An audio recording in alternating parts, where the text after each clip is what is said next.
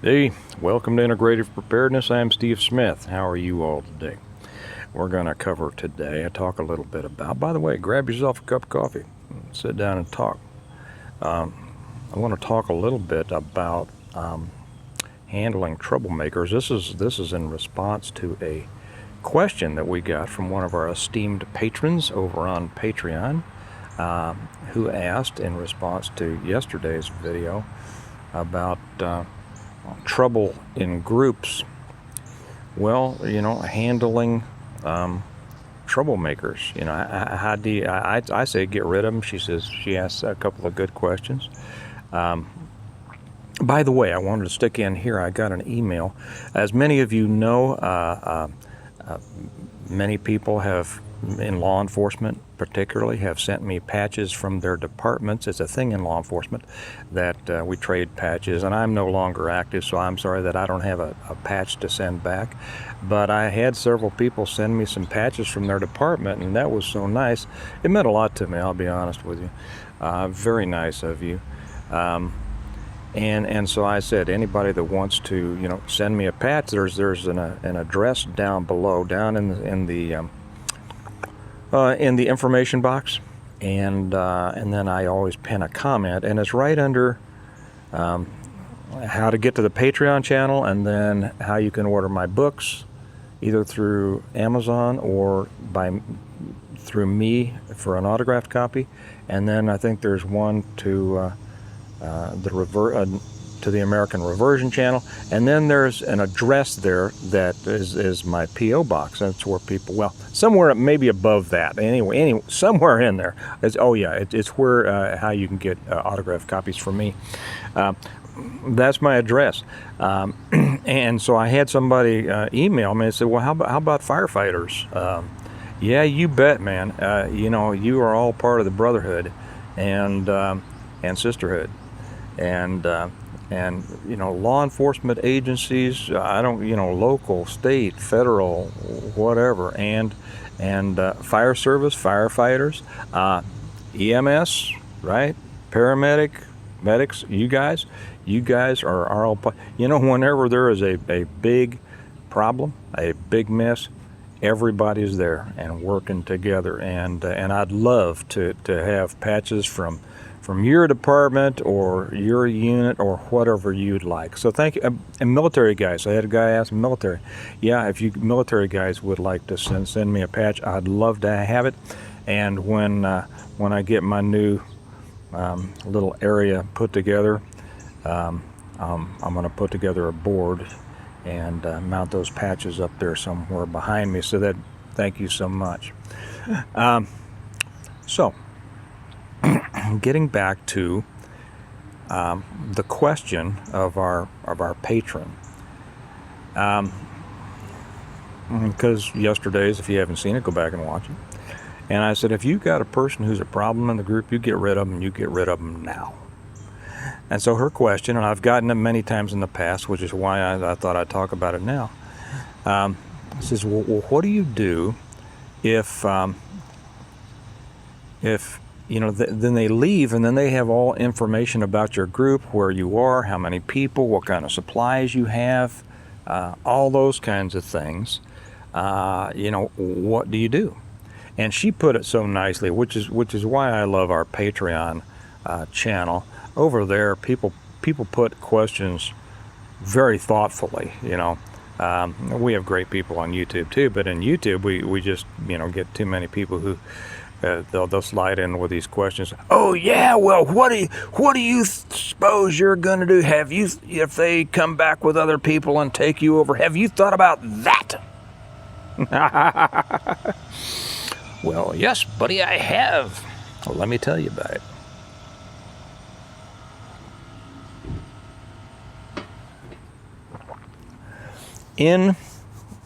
That is a concern. I'm not making light of the concern. You have to be aware and be ready for the problem that a person that you expel tries to cause you. And then I'll say tries to cause you, because you should have a plan. Many years ago, and I found it to be true, many years ago, I read Trump's first book. and I forget what it was called. Good book, a lot of lessons, smart guy. And I know there's a lot of Trump haters out there. I don't care. Usually, well, I won't even get into that. But in that book, he said, it's not the people that you fire who cause you problems. It's the people you don't fire, who you allow to remain in the business, to remain in the camp. Because if they've shown that they have a penchant to causing problems or not doing their work, which causes resentment and fractures in the group, they're going to continue to cause problems. And I found that to be true in the businesses that I owned. And the people that I gave second chances to almost invariably soon reminded me why I shouldn't have, because they were problem people. And the people that I got rid of like that, and it, if somebody was trying to cause a problem in my business, they're gone. They are gone. And you know what they'd often say? You just wait, I'm gonna get back at you. You just wait. Or, sometimes one time, one girl, her boyfriend showed up at my gym thinking that he was gonna, take me to task, and it turned out that didn't work out well for him at all, and he left very embarrassed in front of his girlfriend and everybody else, because I don't put up with shit. Or, sometimes you'll get a letter, strongly worded, throw it in the trash. Those people are not going to cause you problems. The problem, the person who's going to cause you the problem is the one that you allow to stay. So, what do you do in that case? And we're talking about here in a grid down, a SHTF situation, whatever. I mean, if it's just a group now and you let them go, what are you worried about? But I think her question was specifically to an SHTF. Everything's come apart. You're huddled up with your group, and you got a problem person in there, and you boot them out. Okay. First off, let me say this. First off, you have to have the will and the ability to do it. There are several, just in the first book of the Stonemont series, the reversion, I cover several situations, well, at least two, maybe more, situations exactly like this, in detail. And if you haven't, this would be a good time to say, if you haven't read the Stonemont series, my series that I wrote, you should. I bet you cannot think of a question that isn't answered in here in pretty good detail. The funny thing is, and I'll get back to it in a second, when the first one came out, I gave a pre-copy to a good friend of mine who's very, very involved and very knowledgeable about preparedness. And I said, here, read through this and check if you check for typos and things like that. And finally, he gave the book back, and there were all of these. I mean, every page had some written on it. And I go, well, I said, wow, man, I made a lot of typos. Well, they weren't typos. He said he got so wrapped up in the story and the lessons that he started writing things, and a lot of them were questions. Why did they do this? And then they'd be scratched out, and it'd say, or later on, he's, oh, I see why you did that. You explained it here. Okay, that's the thing. These are very, very detailed about how to handle all of the situations that might come about. Now, can you think of a situation that I didn't think about? Yeah, I didn't talk about aliens coming down. Okay, but other than that, I think you're going to find it. So I talk about that in detail. First thing, you have to be willing and able to make it stick. If you tell somebody they're gone, you have to be able to carry that out. Okay.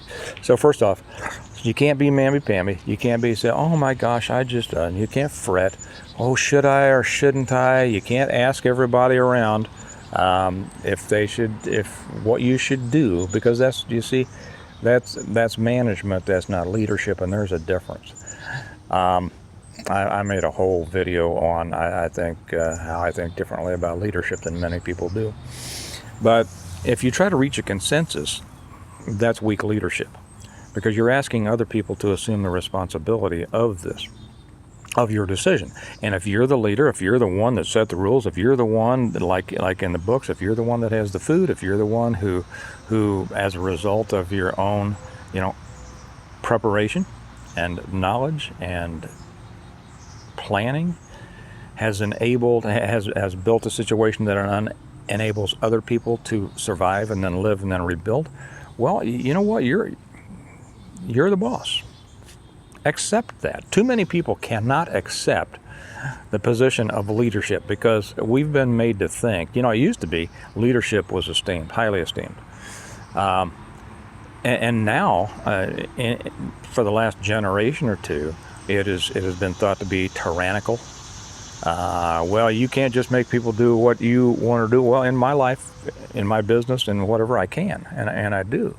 It doesn't mean you have to go about it. It just means if you want to stay here, you have to abide by those rules. And if you violate, if it's by mistake, that's a different thing. If it's by mistake, okay. And then you counsel, and then you educate, and then you correct. But if it's trouble, then you have to take care of it. So you have to have the will. You have to have the strength to be the leader. If you're the leader, be the leader. And then you have to be able to physically enforce that. For instance, if you say, and I know this is what she was alluding to, you say, okay, you're gone. You're gone. Oh yeah, who's going to make me? Yeah, I mean, who of us I didn't hear that by the time we were 6, right? I'll make you. And in this book and all the others, I think they pretty much all of them have one of those lessons in there because it's a recurring theme. If you are someone like this, happened to be a female patron, if you're someone who can't physically do it, or say you're older, not every leader is the biggest, toughest, baddest guy. A leader is usually the one that makes the good decisions. He looks at the, I won't go there. The one who's intelligent, who's the planner, who's the, you can look at the, well, I wasn't going to go there, but look at the mob families. The head of the clan wasn't the toughest. I mean, he was usually the oldest. He'd done the work before. But he didn't go out and take care of the physical work anymore himself. So if somebody that's up there in age, which I mean 20 years older than I am, or a female, and I know females who can whip a lot of males. So sad. What's happened to our country? Then you need to be able to direct that, say, you're gone. Oh yeah, who's going to make me? Guys, take him out. You have to do that. You have to do that. Usually in today's world, where the main problem is the will to do it. Because people, even in the books, I had some people say that was mean, that was you shouldn't have done that. Well, when your life and the life of your children and the life of your people are on the line, you have to enforce the rules, or they don't mean anything. And if you show that your rules don't mean anything, you have just taught people not to obey them, and then you have chaos. You have chaos, and people are just going to, do what they want, and you've lost all control, and now there's no leadership. And now there's really no safety for the group if there's no leadership, or if you've allowed troublemakers to take over. Excuse me just a moment. Is that weird? I should have put my glasses on when I got us going back live, right? Yeah, I got it. So one thing in the books, and so there's this idea also from people who ask this question, that, well, these people are just going to go out. They have all of your information. Well, first off, they shouldn't have all of your information. They might know where you are and how many people you have, but they should not have all of your information. That goes to OPSEC. But so they go out, and they're problem people, right? So they're going to go out and they're going to find a bunch of other people and bring them back and raid you for your stuff. Okay, it could happen. It's exactly what happened in the first situation that I cover in this book. Well, you know what they did in this book, and it's what you should do too. Jim sent 2 scouts. And first off, he booted these 2 people out of Stonemont for stealing, and one for worse than that. And he did it in front of everybody and in front of all the people at Stonemont, living at Stonemont. He explained exactly what they did. He passed judgment, and he banished them. And the whole community watched them walk down the road. Well, the 2 people that weren't in that crowd watching them walk down the road were a couple of scouts. If you don't know what the scouts are, read the books. And their job was to follow them. So they were up in the tree line. They were watching these 2 guys because Jim said, watch where they go. See if they hook up with anybody that presents a danger to us. These 2 scouts follow them. They follow them to a place quite a ways ago to where these guys go into a club used to be a club, to where there is a motorcycle club. Most people call them motorcycle gangs there. Now, what happens as a result of that, you'll have to read the books to find out. But first off, you know that that's a possibility.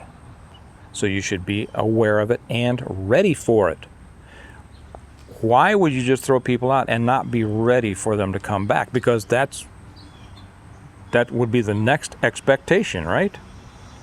I mean, you're not going to just, stop doing all your work and just sitting around worrying and waiting and watching and see if they come back. No, but you're going to be aware. You're going to put, have your people out there on guard, and you're going to have a plan as to what to do if these people or anybody comes in and tries to cause a problem. Now, if these people come back and they've got a bunch of other people with them, well, they're coming back for trouble. You don't have to worry about it, right? But you have to have the ability to take care of that. And this is where I think so many people fall down in their reasoning.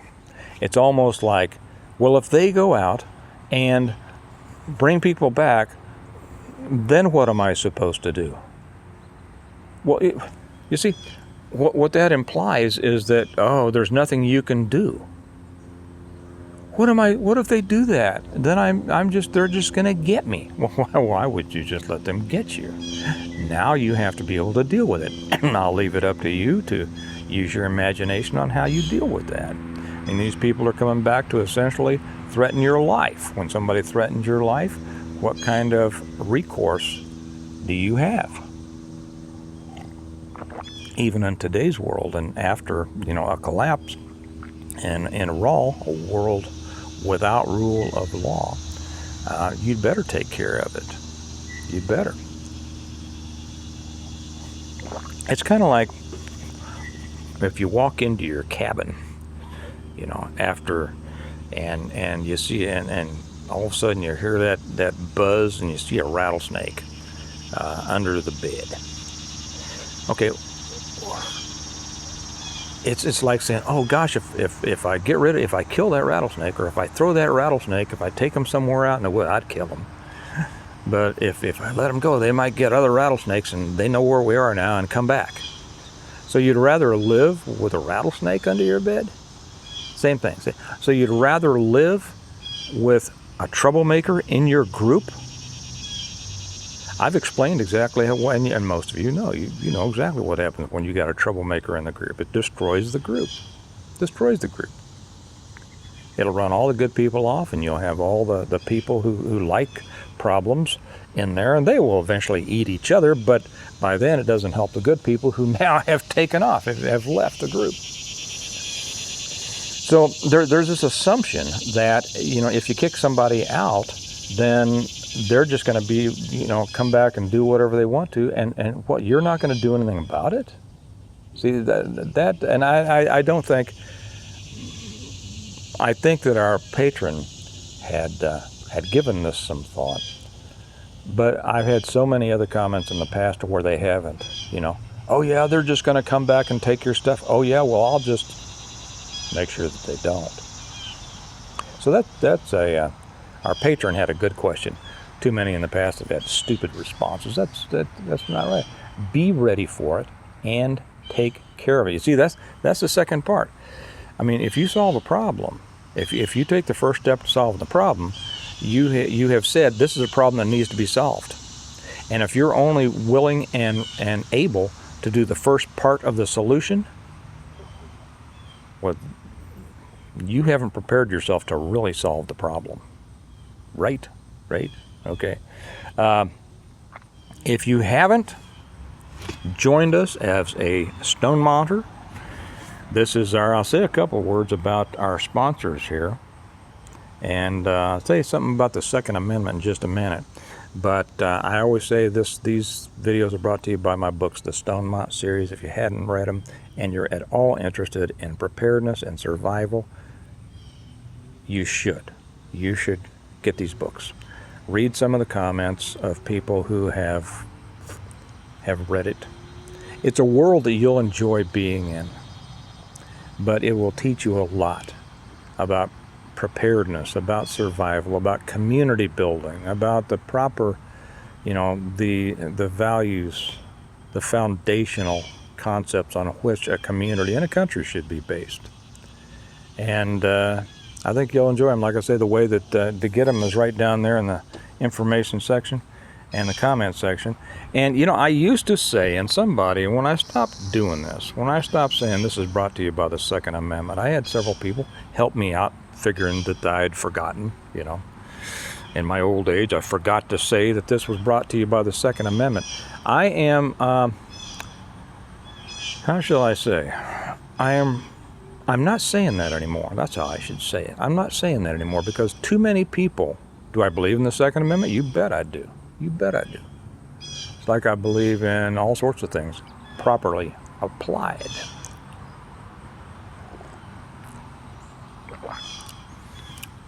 But too many people are hooked on to this and thinking about this, and they have forgotten all of the other things they need to be worrying about.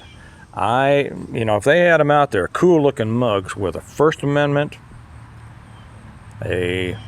not so much a Third Amendment. Nobody's worried about soldiers staying in your house quite yet, right? A Fourth Amendment. How about searches and seizures? Does that ring a bell? Is that in the news now? Is that a problem? Is that a threat to our so-called democracy, to our republic? Yes, it is. How about the Fourth Amendment? But how many people can talk about the Fourth Amendment? How many people wear t-shirts, cool black t-shirts with Fourth Amendment? I haven't seen any. Maybe I'll make some. Fifth Amendment, everybody knows, for the most part. How about the Sixth Amendment? Is anybody aware of that? Yeah? The right to a fair and speedy trial? Public? By a jury of your peers? Do you think that's at work right now? Should that be of any concern? Are you aware of the January 6th situation and everybody who is still being held in solitary? Are you aware of that? I'd say that those things are a little bit more, I won't say more important, but those things are not being addressed at all by the masses. They're being addressed by some people. Some people think of it. But I tell you what, everybody who's been talking so much about how the Second Amendment, they're never going to do this because the Second Amendment.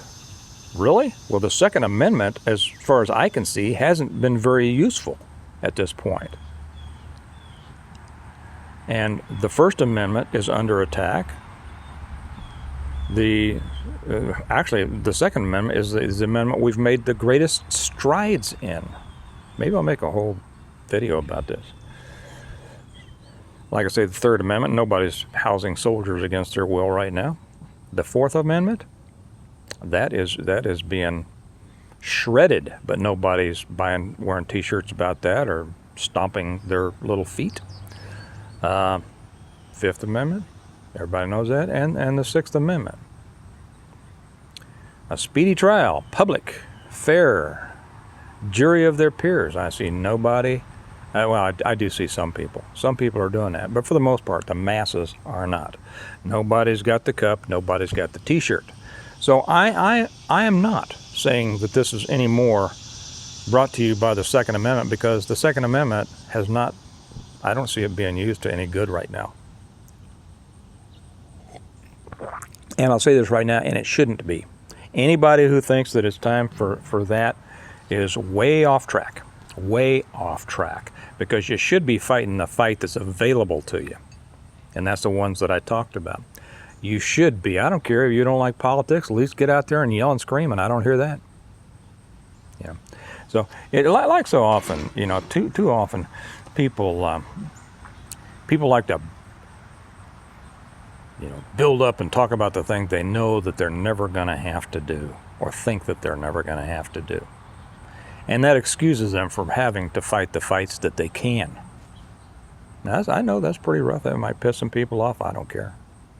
Because that's it. I don't see anybody out there being forceful about those other rights that we have, those constitutional rights. Right? Okay.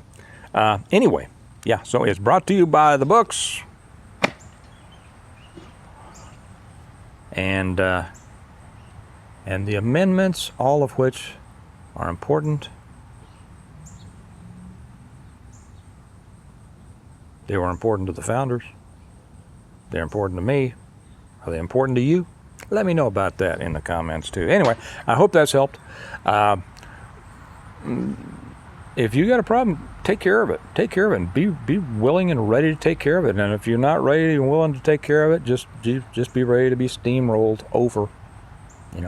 Because that's what the situation is. We've become a soft country to where everything has to be talked about and committed about and met about, and with the responsibility shared all over, so nobody's shoulders too much responsibility. That's not the way things would be if everything went in the ditch. So be ready for it. I hope that answered your question. If not, send me another email or put a comment down there, and I'll take another shot at it. Remember that we prepare well today in order to live well tomorrow, and I'll see you tomorrow. Bye-bye.